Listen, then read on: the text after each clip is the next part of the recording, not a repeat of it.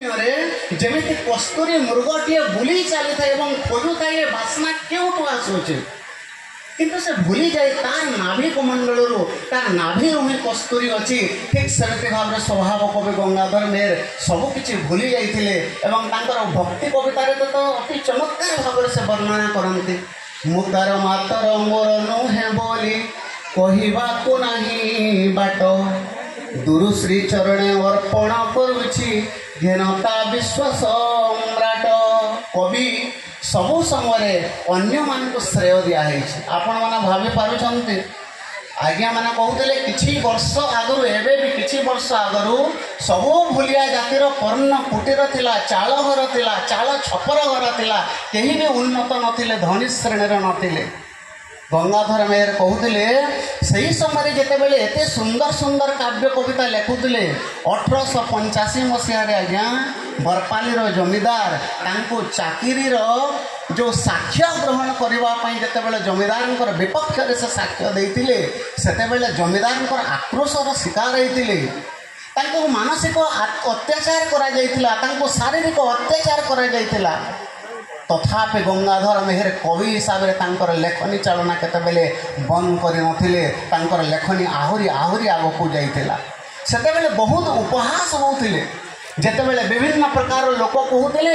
बरपाली ग्राम में पुणी साधारण कविटे कौन करिया साहित्यर कौन दखल अच्छी किंतु स्वभाव कवि गंगाधर मेहर उपहास पाउले किंतु लेखनी आहरी आहरी आगक चलुला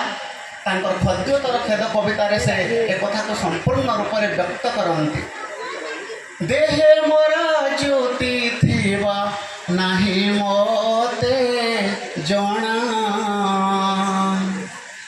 न चाहे मु ज्योति स्वर हेबा पाई गणा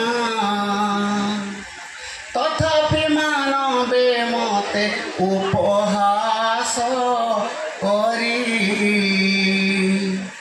बोलती खद्योत काहि हेव चंद्र सरी एते काव्य कविता लिखि सारला मोटे केवल मोर लास्ट कविता आड़क जाऊँगी 1913 एवं 14 मसीह स्वभाव कवि गंगाधर मेहर तांकर जीवन सर्वोत्कृष्ट सर्वोत्तम कृति से रचना करते तपस्विनी जानी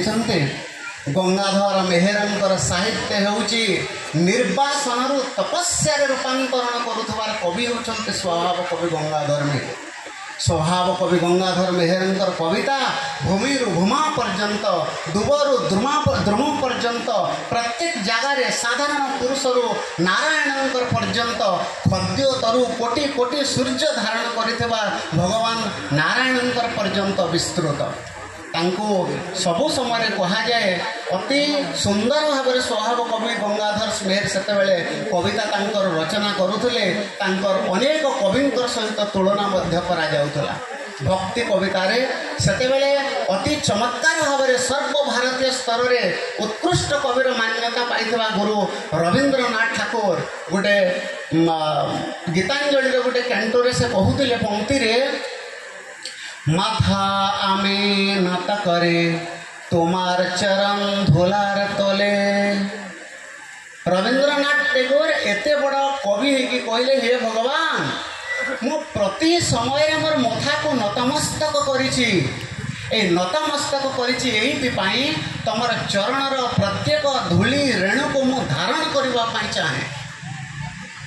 गंगाधर मेहर किंतु अलगा गंगाधर मेहर भक्ति कविता एते बड़ प्रेरणा जोगई थाए पाठक मान केवल ओडिया पाठक मान नुहे सर्वभारतीय पाठक मान नुहे सारा विश्वर पाठक मान यही कथा कहे देई नाही बल पाद धूली घेनी पारिब नाही मो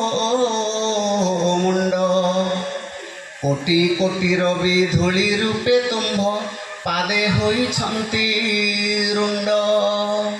से कहले हे भगवान तमर पादा धूली किए ग्रहण किए धारण कर गोटे गोटे धूली रेणु कोटि कोटि सूर्य सम ଏବଂ ଏତେ ଏତେ ସୂର୍ଯ୍ୟଙ୍କୁ ଧୂଳି ରୂପରେ ଧାରଣ କରୁଥିବା ନାରାୟଣଙ୍କର ପଦଧୂଳିକୁ କିଏ ବା ଧାରଣ କରିପାରିବ? ଭଗବାନ ତମେ ତ ସେତିକି ବଳ ଦେଇନ, ସେତିକି ଶକ୍ତି ଦେଇନ, ମୁଁ ସେମିତି କରିପାରିବିନି। କମଳାୟନ କାବ୍ୟରେ ଡକ୍ଟର ମାୟାଧର ମାନସିଂ ଉଭୟ ଗୀତାଞ୍ଜଳିର ରବୀନ୍ଦ୍ରନାଥ ଠାକୁର ଏବଂ ଗଙ୍ଗାଧର ମେହେରଙ୍କର ଭକ୍ତି କାବ୍ୟକୁ ମିଶେଇକି ଗୋଟେ କମଳାୟନ କାବ୍ୟ ସେ କଲେ। ପରାତ୍ପର ହେ ବିରାଟ ନିଖିଳ ସମ୍ରାଟ, ପ୍ରତି ପଦରେଣୁ ଧରେ ଯାର କୋଟି କୋଟି ବ୍ରହ୍ମାଣ୍ଡର ମାଳା, ତୁମେ ପୁଣି ହେରସିକ ସାମାନ୍ୟ ଜନର,